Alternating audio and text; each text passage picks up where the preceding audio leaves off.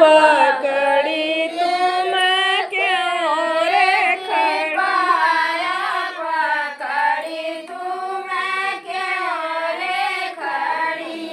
बेटी पाया पकड़ी तुम क्यों रे खड़ी। बेटी माता के मुख देखी रोने लगी। बेटी पापा के मुख देखी रोने लगी। बेटी पापा के मुख देखी रोने लगी।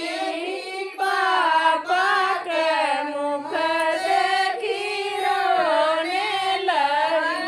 काहे दे बाडोली से डाली नवरो सुबह बाजन हो। पापा फेरी दे बडोली से डाड़िया वर सुबह बाजन।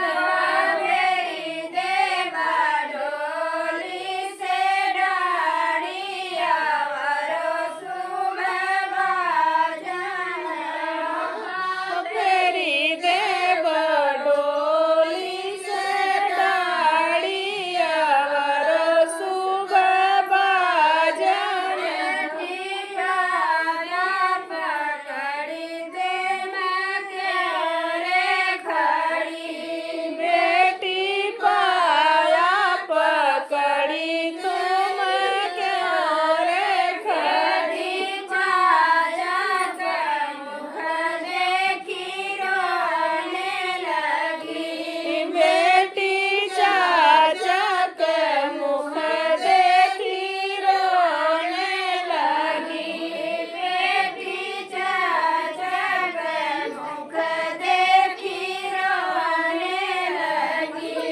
बेटी चाचा के मुख देखी रोने लगी।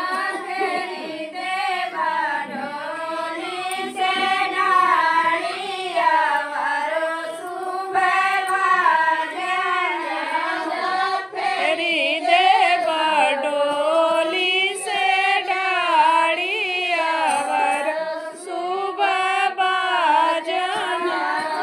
फेरी दे बाडोली से डालिया वरो सुबह बाजन हो।